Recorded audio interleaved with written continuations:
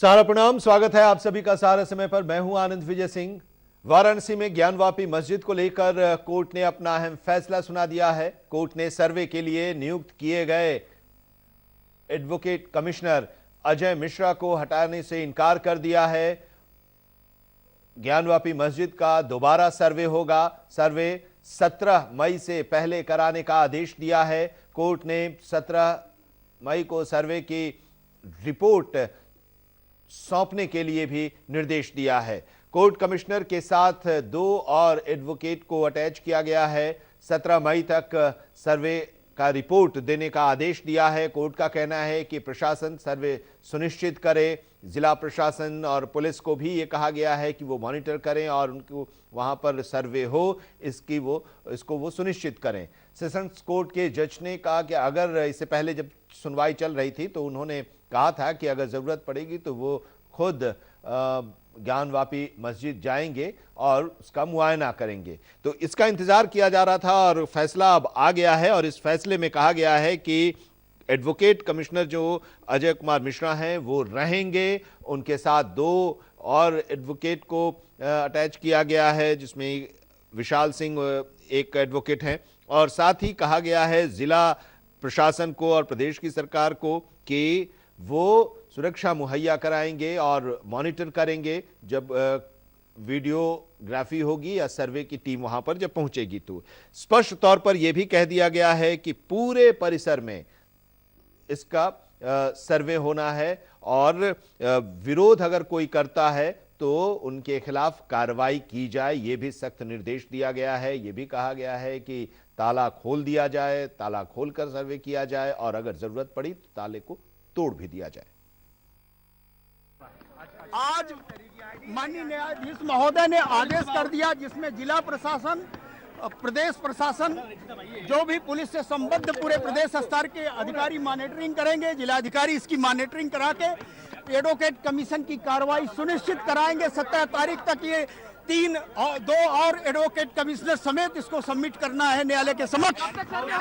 2 और अजय कुमार के साथ 2 और एडवोकेट कमिश्नर नियुक्त हुए हैं और ये कार्रवाई 17 मई के बीच संपादित करानी है, जिसमें प्रदेश का शासन, जिला प्रशासन, पुलिस कमिश्नरेट इत्यादि का सहयोग ज्ञानवापी मस्जिद से लगा प्रत्येक भाग में यह कार्रवाई संपादित होगी। 17 तारीख से पहले हाँ, 17 मई के पूर्व ही इसको सबमिट करना है न्यायालय के समक्ष। अजय कुमार मिश्रा के साथ विशाल सिंह भी लगाए गए हैं और कोई अगर हिला हवाली करता है, कमीशन कार्रवाई में अनुपस्थित रहता है तो भी कमीशन कार्रवाई होगी। और कमीशन कार्रवाई में यदि कोई विरोध करता है उस पर FIR दर्ज होगा, मुकदमे किए जाएंगे। हाँ, साथ में 2 अजय कुमार मिश्रा, विशाल सिंह। 17 मई तक रिपोर्ट दाखिल कर देनी है। यह अजय कुमार मिश्रा, विशाल सिंह डेट तय करेंगे। हर चीज के स्पेसिफिक आदेश की बात थी। आज हर चीज का अलग अलग उन्होंने आदेश कर दिया और सारा अधिकार जिलाधिकारी क्या है, सबको है क्या है दे दिया। ताला खोल करके, ताला तोड़ करके कमीशन कार्रवाई का आदेश मिल गया।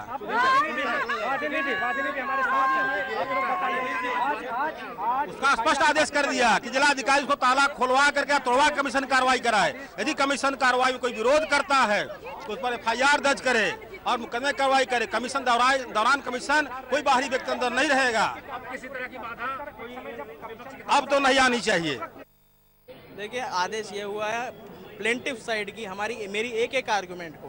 मेरी एक आर्गुमेंट को न्यायालय ने माना है, सही ठहराया है और उसी के अनुपालन की आदेश आज जारी कर दिए हैं। ताला खोलकर अन्यथा ताला तोड़कर वीडियोग्राफी की जाएगी, तहखाने में जाया जाएगा और ये आदेश स्पष्ट हो चुके हैं। कुछ कहने के लिए बाकी नहीं रहेगा। 8 बजे से 11 बजे तक होगी। 2 अन्य कमिश्नर बनाए गए हैं जो इसको सुनिश्चित करेंगे, पूरा कराएंगे और 17 तारीख को रिपोर्ट न्यायालय के समक्ष प्रस्तुत होगी। आपके पक्ष के कुछ वकील कह रहे हैं कि एक कमिश्नर विशाल सिंह अजय मिश्रा के साथ रहेंगे, अब आप कह रहे 2।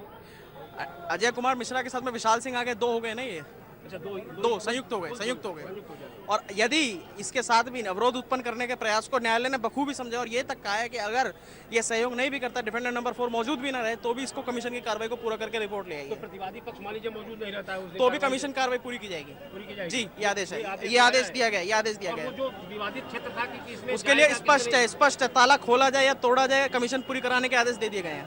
हमारी एक एक आर्गुमेंट को कोर्ट ने माना है, लिख दिया है, कुछ बाकी नहीं छोड़ा है। बैरिगेटिंग का ऑप्शन नहीं खत्म, स्पष्ट ताला तक लिख दिया है, ताला तोड़ने के आदेश कर दिए गए हैं, बैरिगेटिंग का सवाल नहीं बाकी रह गया है।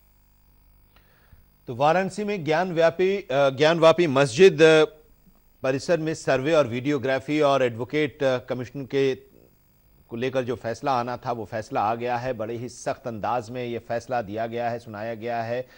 जो भी विरोध करेगा उसके खिलाफ एफआईआर दर्ज करके कार्रवाई की भी बात कही गई है।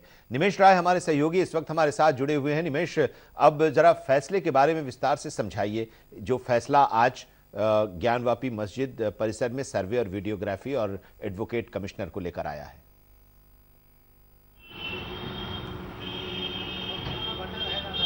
देखिए आनंद विजय जी, ये फैसला अभी नहीं हुआ है, ये अधूरा फैसला है और अभी बहुत सारी चीज़ें होनी बाकी हैं। आने वाले समय में हम इसको देखेंगे, क्योंकि ये लड़ाई बहुत पुरानी है, लगभग 353 साल आसपास की पुरानी लड़ाई है। अभी जो चल रहा है कि कुछ वादी महिलाएं हैं, 5 उनकी संख्या है, वैदिक संगठन से जुड़ी हुई हैं और उन्होंने श्रृंगार गौरी पर नियमित पूजन अर्चन की अनुमति मांगी कोर्ट से, यहाँ लोकल कोर्ट से। और लोकल कोर्ट से जो उन्होंने अनुमति मांगी, उसमें लोकल कोर्ट ने उनका काग्निजेंस लेकर के पहले ये जानने की कोशिश की कि वहाँ ऐसी कोई प्रतिमा, ऐसी कोई श्रृंगार गौरी से जुड़ा हुआ कोई प्रतीक या मंदिर से जुड़ा हुआ कोई प्रतीक ज्ञानवापी मस्जिद या उसके परिसर के आसपास है कि नहीं, इसको विजुअली एविडेंस के रूप में और एक सर्वे करा करके पहले देख तो लिया जाए कि क्या है वहाँ पे। उसके आधार पर इनको परमिशन दिया जाएगा या नहीं दिया जाएगा। लेकिन इसके पहले जो रहा है कि वहाँ परमिशन रहा है, साल में एक बार जाने की अनुमति मिलती थी। पहले रेगुलर लोग जाते थे, फिर बाद में साल में एक बार जाने की अनुमति मिली और बाद में वो उसको भी रोक दिया गया। तो उसको दोबारा अपने राइट टू वर्शिप को लेकर के वो महिलाएं कोर्ट गई और कोर्ट ने सर्वे कराने की बात कही। और ये आज की बात नहीं है, ईद से रमजान से पहले का ये निर्णय है जो सुरक्षित था। यहाँ का डिस्ट्रिक्ट एडमिनिस्ट्रेशन, डीएम और कमिश्नरेट पुलिस, इन दोनों ने तब के फैसले में अपनी तरफ से एफिडेविट लगाया कि इस मामले को इम्प्लीमेंट नहीं होने देना चाहिए, क्योंकि लॉ एंड ऑर्डर बिगड़ सकता है। इनका एफिडेविट बाकायदे कोर्ट में है। लेकिन फिर कोर्ट ने इसको आगे बात को करते हुए कहा कि ठीक है, अभी दिक्कत है, इसको ईद के बाद करते हैं। ईद के बाद की तिथि डिसाइड हुई और 6 और 7 मई की तिथि थी जिस दिन वीडियोग्राफी और सर्वे होना था। 6 तारीख को बड़ी प्रशासनिक व्यवस्था के बीच में सर्वे करने वाले लोग 3 बजे के आसपास गए। उस दिन शुक्रवार भी था, जुमे रोज भी थी। 1 से 1:30 की नमाज होती है, नमाज के बाद सारे लोग चले जाते हैं। हालांकि ज्ञानवापी मस्जिद में उतनी बड़ी संख्या में नमाजी मेरे देखने में पहली बार नजर आए। लोग सड़कों पे नमाज पढ़े, महिलाओं ने तो सड़क पे पढ़ करके विरोध जताया। नमाज बाद में उनको नमाज पढ़ने के बाद डिटेन किया गया। तो इस तरह का एक रिएक्शन देखने को मिला। बाहर अंदर उस दिन कुछ नहीं हुआ, क्योंकि जो सर्वे था वो बाहर ही हुआ। और जो ज्ञानवापी परिसर है उसकी पश्चिमी दीवार की तरफ, जहां पे आप नंगे आंख से देख सकते हैं कि किसी मंदिर की दीवार पे किसी मस्जिद की मीनार खड़ी है। आप अपनी नंगी आंखों से उसको देख सकते हैं। अब उसके बाद अंदर गर्भगृह में जाने की बात हुई दूसरे दिन, जिसको वहां पे अचानक 400-500 की संख्या में नमाजियों ने रोक दिया कि मस्जिद में कोई नहीं जाएगा। सर्वे का काम रुक गया। प्रशासन अपनी तरफ से भी उसमें हस्तक्षेप नहीं किया। उसने कहा कि आप सर्वे न करें तो ठीक है, क्योंकि लॉ एंड ऑर्डर बिगड़ जाएगा। और बिगड़ भी सकता था, क्योंकि जितनी बड़ी संख्या में श्रद्धालु उस वक्त मंदिरों में थे, अगर वो रिएक्शनरी खड़े हो गए होते तो बड़ी घटना हो सकती थी। तो उस दिन नहीं हुआ। अब उसके बाद उसको चैलेंज किया जाता रहा कि एडवोकेट कमिश्नर दोषी हैं, पक्षपात करने वाले हैं। हालांकि वो सिद्ध नहीं हो पाया कोर्ट में, और कोर्ट ने उनको तो रहने दिया, साथ में 2 और प्लस कर दिए। तीसरे एडवोकेट कमिश्नर का जो नाम है वो एडवोकेट अजय प्रताप सिंह है और एक विशाल सिंह है और तीसरे अजय कुमार मिश्रा। तो अब 3 लोगों की एक बेंच सी बन गई और इनको विशेषाधिकार है कि इनकी अनुपस्थिति में, किसी एक आदमी की अनुपस्थिति में भी सर्वे अगर होगा तो सर्वे रुकेगा नहीं, सर्वे होगा। उसकी रिपोर्ट 17 मई तक पेश करनी है। अब 17 मई के बीच में ये डिसाइड करेंगे लोग कि ये डे टू डे, कल से या आज से, कब से ये सर्वे शुरू करते हैं।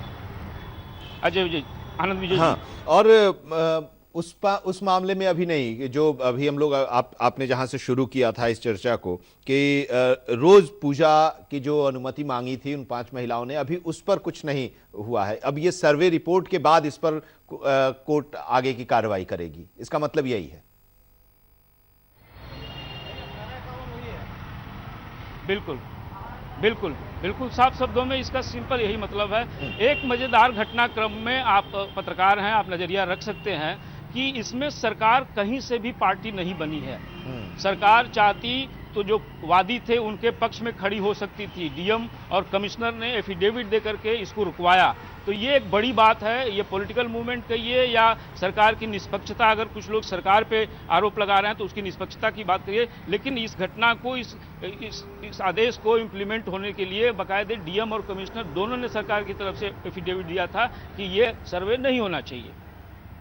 आनंद विजय जी और अब इसके बाद अब जो फैसला आया उसमें बहुत ही कड़े शब्दों में ये कहा गया कि जो विरोध करेंगे उनके खिलाफ एफआईआर दर्ज होगी, उनके खिलाफ कार्रवाई भी होगी, ये भी बात। और 3 एडवोकेट्स का एक कमीशन बनाया गया है, अजय कुमार मिश्रा, विशाल सिंह और अजय प्रताप सिंह।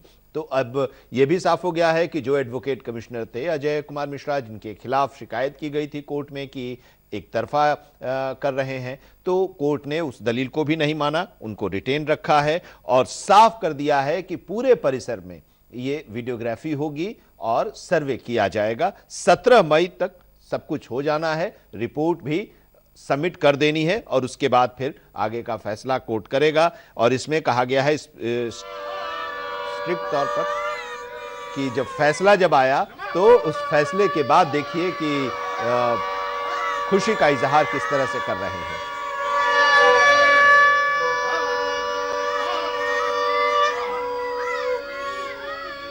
मिठाई के लिए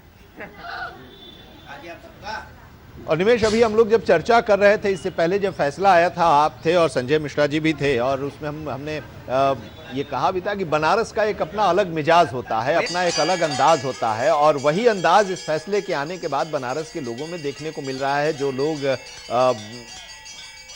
उस पक्ष के हैं तो अपनी खुशी का इजहार अपने अंदाज में लोग कर रहे हैं। निमेश, आप कह सकते हैं, आप जो कचहरी के भीतर का माहौल था कम से कम यही बयान करता है। और एक बनारस की मूड की बात आप कहें तो मैं बनारस का जो सहिष्णु चेहरा है उस चेहरे की बात करूं कि आप देखिए जिस तरह का सुनते हैं, 1 मिनट आपके पास दोबारा आते हैं, क्या ये लोग स्थानीय लोग कह रहे हैं? 2 कमिश्नरों की नियुक्ति हुई है जो 17 तक जिनको फैसला देना है। हम लोग को यकीन है कि सच सच होगा, झूठ झूठ होगा, दूध का दूध और पानी का पानी होगा। 17 का जो फैसला आएगा वो भी हमारे पक्ष में आएगा।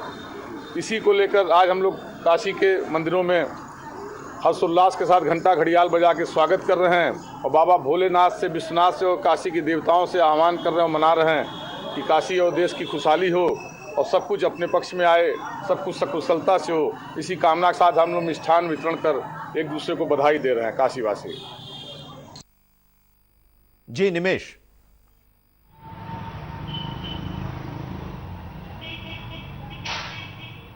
देखिए वो रिएक्शन नहीं आया, लोगों ने जाने दो करके आगे निकल रहे, कोर्ट कचहरी अपना काम करेगा। लोग चले गए और अपने मूड में दर्शन पूजन, खाना पीना, भांग छानना, कचौड़ी, जिलेबी, लस्सी, और गर्मी का मौसम है, ठंडा ही पीजिए ना, तो इसमें टाइम जाया करिए। और देखिए सड़कों पे चहल पहल, आपको कहीं ऐसा नहीं नजर आ रहा होगा कि पूरे देश की मीडिया इस घटना को लेकर के जहां एक तरफ टूट पड़ी है, वहीं इस शहर का जो आम जनजीवन है उसी मस्तमौला और सुस्त रफ्तार से चलता हुआ आपको दिखाई देगा, चाहे वो शहर के गंगा घाट के किसी भी इलाके में आज भी चले जाइए। तो ये बनारस का अपना स्टाइल है, बहुत ज़्यादा गंभीरता से चीज़ों को नहीं लेना, सच के साथ जीना, क्योंकि सत्य ही ईश्वर है और शिव को सत्य का ही स्वरूप मानते हैं और सत्यम शिवम की बात भी है। और इस देश की पॉलिसी भी यही है कि सच जिंदा रहना चाहिए। बिल्कुल। और अब इस फैसले के बाद क्या उन लोगों से बात हुई है जो कि कोर्ट में गए थे, विरोध कर रहे थे इस सर्वे का या वीडियोग्राफी का? अब उन लोगों का क्या रिएक्शन है, क्या उन लोगों की प्रतिक्रिया है, कुछ वो जान पाए हैं आप?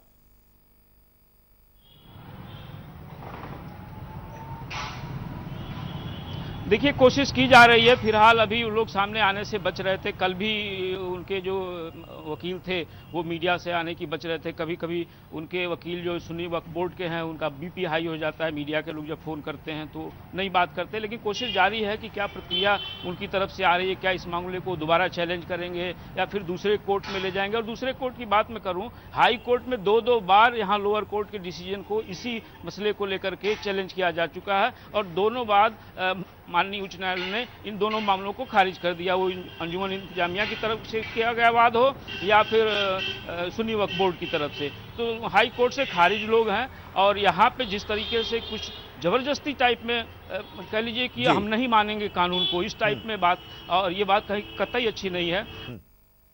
चलिए, बहुत बहुत शुक्रिया इस पूरे फैसले के बारे में विश्लेषण करने के लिए और वहां के लोगों के इस फैसले के बाद के अंदाज के बारे में बताने के लिए। शुक्रिया निमेश इस जानकारी के लिए आप